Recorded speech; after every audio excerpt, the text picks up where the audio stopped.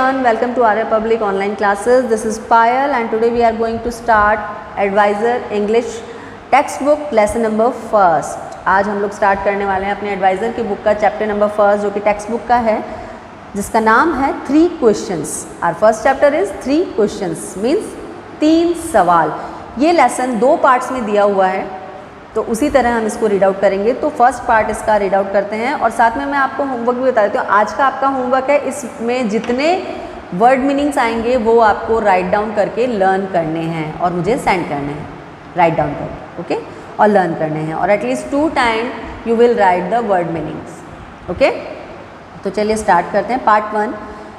The thought came to certain king that he would never fail if he knew 3 things.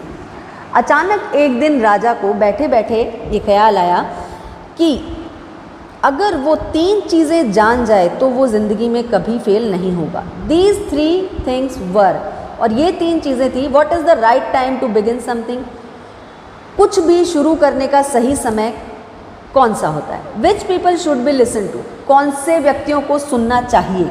What is the next important thing for him to do, और उसके बाद क्या करना चाहिए. The king therefore sent messengers throughout his kingdom. उसके बाद राजा ने अपने मैसेंजर्स राज्य में भेजे, promising a large sum of money anyone who would answer these 3 question. ये वादा करते हुए कि जो भी व्यक्ति इन 3 सवालों का जवाब सही देगा उसे इनाम दिया जाएगा. Many wise man come to the king. बहुत से चतुर आदमी राजा के पास आए, but they all answered his question differently. लेकिन उन सभी का जो इन सवालों का जवाब था वो अलग अलग था. In reply to the first question some said to the king must prepare a time table. इसके फर्स्ट क्वेश्चन के रिप्लाई में कुछ ने कहा कि राजा को एक टाइम टेबल बनाना चाहिए and then follow it strictly, और उसे स्ट्रिक्टली फॉलो करना चाहिए. Only in this way they said could be everything its proper time. और उनका मानना था कि ऐसा करने से सब कुछ सही होता है और सही समय पर होता है. Other side that it was impossible to decided advance in the right time for doing something. कुछ ने कहा कि ये असंभव है कि जो होने वाला है उसके लिए पहले से ही प्रिपेयर कर लिया जाए कुछ भी. The king should notice all the was going on. राजा ये सब नोट कर रहा था. And foolish pleasures and always to whatever seemed necessary to at that time. Yet other said that the King needed a council of wise men who would help him act to the proper time. उसके बाद राजा ने एक list बनाई उन चतुर आदमियों की जिन्हें वो चाहता था कि जो उसे काम सही समय पर करने में हेल्प करें. This was because one man would find it impossible to decide correctly without help of other the right time for every action. उसके बाद ऐसा आदमी चाहिए था जो हर काम सही समय पर दूसरों की बिना हेल्प लिए कर सके. But then other said there was some things which couldn't be urgent. लेकिन कुछ ने इसके जवाब में कहा कि ऐसा कई बार ऐसी चीज़ें होती हैं जो अचानक हो जाती हैं और अर्जेंट होती हैं करनी. These things could not be for the decision of the council, और इनका डिसीजन काउंसिल उस वक्त नहीं ले सकता. In the order to decided right time for doing something, और इसी ऑर्डर में उसे लगा कि यही सही समय था कुछ करने के लिए. It is necessary to book and to the future. अब समय था भविष्य की ओर देखने का. And only magicians could do that, और ऐसा तो सिर्फ जादूगर ही कर सकते हैं, क्योंकि हमें तो पता नहीं होता कि फ्यूचर में क्या होने वाला है. आज हम आज की बात कर सकते हैं, अभी हमें पता है कि हम घर जाके क्या करेंगे. कल का तो नहीं पता ना हम क्या करेंगे. हो सकता है हमें कहीं बाहर जाना पड़े, हो सकता है कोई गेस्ट आ जाए, तो कल का प्रिपरेशन हम पहले से नहीं कर सकते.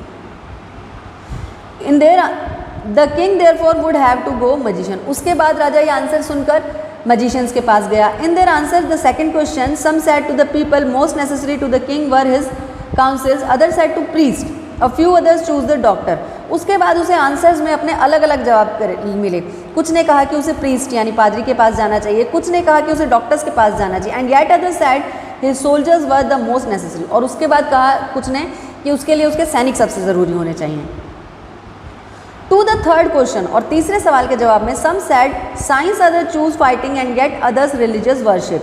As the answer to this question were different the king was not satisfied and gave no reward. और इनके आंसर्स के बाद राजा सेटिस्फाइड नहीं था, इसलिए उसने किसी को इनाम नहीं दिया. Instead he decided to seek to advise a certain hermit who was widely known for his wisdom. उसके बाद उसे अचानक याद आया हर्मिट के बारे में जो उसके राज्य में सबसे समझदार था. The hermit lived in a wood which he never left. Hermit लकड़ियों के में रहा करता था जिन्हें वो कभी छोड़ना नहीं चाहता था। He saw no one but simple people, वो किससे नहीं मिलता था लेकिन बहुत साधारण आदमी था। And so the king put on ordinary clothes, उस तो इसीलिए राजा ने उससे मिलने के लिए बहुत साधारण से कपड़े पहने। Before he reach the hermit huts the king left his horse and with his bodyguard and went on alone. उसके बाद राजा ने अपना घोड़ा उसके घर से कुछ दूरी पर खड़ा किया और अपने सैनिकों को भी जाने के लिए कह दिया। As the king came near the hermit huts, उसके बाद जब वो हर्मिट की झोपड़ी के पास आया, he saw the hermit dig going to around in front of his hut. He greeted the king and continued digging. उसके बाद हर्मिट ने जब उसे देखा तो उसके सामने झुकना चालू किया। The hermit was old and weak, hermit बहुत बूढ़ा और कमज़ोर था। And as he work he breathed heavily, और जब वो काम करता था तो बहुत ज़ोर ज़ोर से उसे सांस भर जाती थी। मतलब वो बूढ़ा था इसलिए वो जरा सा काम करते ही बहुत थक जाता था। The king went up to the hermit and said I have came to you wise hermit. राजा उसके पास गया और उसे कहा कि मैं तुम्हारे पास आया हूँ चतुर आदमी, to ask you the answer 3 question, उन 3 सवालों के जवाब लेने। How can I learn to the right thing on the right time, मैं कैसे किसी चीज़ को सही समय पर कर सकता हूँ। Who are the people I need most, और इसके लिए मुझे कौन से लोगों की ज़रूरत पड़ेगी। And what affairs are the most important, और कौन सी चीज़ें मुझे इसके लिए करनी पड़ेंगी। The hermit listen the king, हर्मिट ने राजा को सुना बट डिड नॉट स्पीक, लेकिन कुछ बोला नहीं। ही वेंट ऑन डिगिंग, वो अपना काम करता रहा। यू आर टायर्ड, तुम थक जाओगे, सेड द किंग, राजा ने कहा। Let me take the spade and work in the place, मुझे दे दो अपनी कुल्हाड़ी और मुझे काम करने दो। The hermit listen, thanks said the hermit, धन्यवाद, हर्मिट ने कहा। Giving to king his spade then he sat down on the ground. उसके बाद डिगिंग के लिए मतलब खोदने के लिए जो हथियार चाहिए होता है उसे स्पैड कहते हैं, तो वो उसने राजा को दिया और उसके बाद वो नीचे ज़मीन पर बैठ गया। When the king had dug 2 beds, जब वो राजा 2 बेड को तोड़ रहा था, he stopped to repeated his question, उसने अपने क्वेश्चन पूछने रोक दिए। The hermit gave no answer, hermit ने कोई आंसर नहीं दिया। But stood up, लेकिन खड़ा हो गया। Stretching out his hand for the spade, और उसके हाथ से वो स्पैड खींचने लगा। And said, now you rest and let me work, अब तुम बैठ जाओ, मुझे काम करने दो। But the king did not give him spade and continued to dig, लेकिन उसने उसे स्पैड नहीं दिया और वो कंटिन्यू डिगिंग करता रहा। 1 hour passed, then the other, the sun went down behind the trees, और उसके बाद समय निकला और सूरज पेड़ों के नीचे छुपने लगा।